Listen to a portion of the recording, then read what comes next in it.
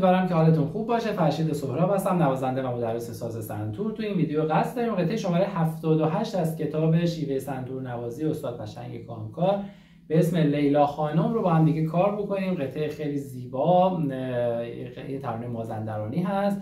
امیدوارم که اجراش کنید و از نوازندگیش لذت ببرید. قبل از هر چیز ممنون میشم که کانال یوتیوب من رو سابسکرایب کنید، این پست رو لایک بکنید، سوالات و نظراتتون رو کامنت بکنید و این پست رو با دوستاتون به اشتراک بذارید. این راهیه که شما میتونید من رو حمایت بکنید و به من انگیزه بدید که این مسیر رو ادامه بدم و به دیگران هم کمک بکنید که بیشتر از این ویدیوها استفاده بکنن. ممنون که تا آخر ویدیو با من هستید. بریم که ویدیو خوب داشته باشیم.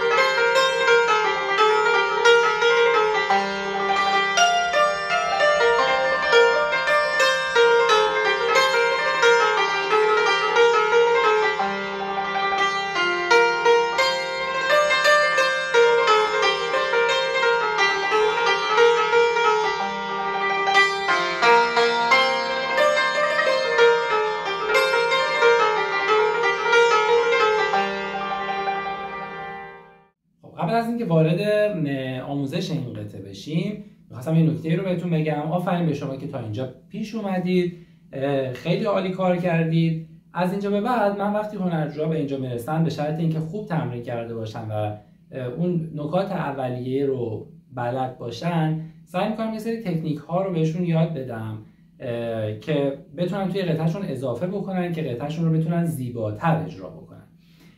که البته که خیلی از این تکنیک ها رو درس‌های قبل یاد گرفتیم، مثل ریز، تریل، سرمزراب، دوراب، اینا رو درس‌های قبل یاد گرفتیم. اما اینکه چطور از اینا استفاده بکنیم که اجرای زیباتری رو داشته باشیم، اینا بر اساس تجربه و خب حالا سلیقه شخصی من یه سری چیزها رو اضافه می‌کنم به قطعه و سعی می‌کنم اینا رو آروم آروم به شما یاد بدم.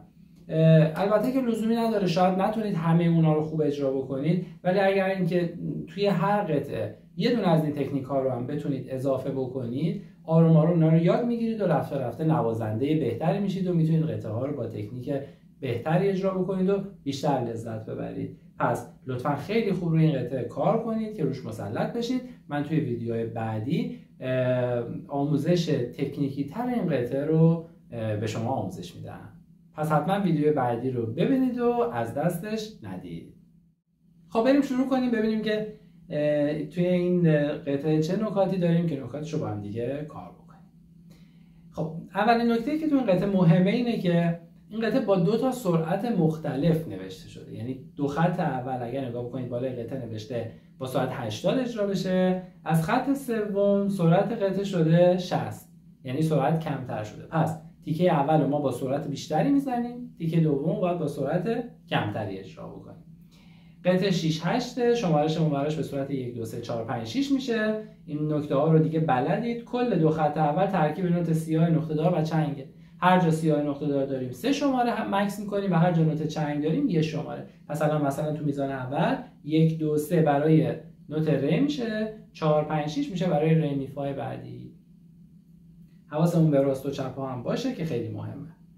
بریم شروع بکنیم. خط اول نوتامون هست ر ر می فا ر ر دو سی دو دو ر می ر سول، که بعد آخر خط یه دولا خط تکرار داریم که کل این قسمت باید تکرار بشه. اجراش میکنم روی ساز. ر ر می فا ر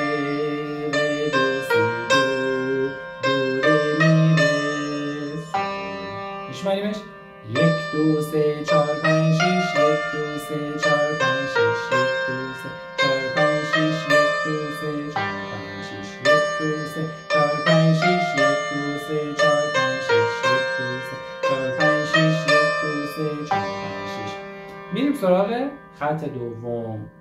خب خط دوم تقریبا میشه گفت یه خط پایین‌تر، یه نوت پایین‌تره. البته که یه تغییراتی هم داره توی ملودیمون، ولی خب شروعش از همون یه نوت پایین‌تر شروع میشه دو دو ره می دو سی لا سل دو سی لا فا سل سل. اجراش میکنیم رو ساز. دو دو ره می دو سی لا سل دو سی لا فا سل سل. میشماریم. یک دو سه چهار پنج شیش. یک دو سه چهار پنج شیش. یک دو سه چهار پنج شیش. یک دو سه چهار پنج. یک دو سه چهار پنج شیش. یک دو سه چهار پنج شیش. دو سه چهار پنج شیش. یک دو سه چهار پنج شیش.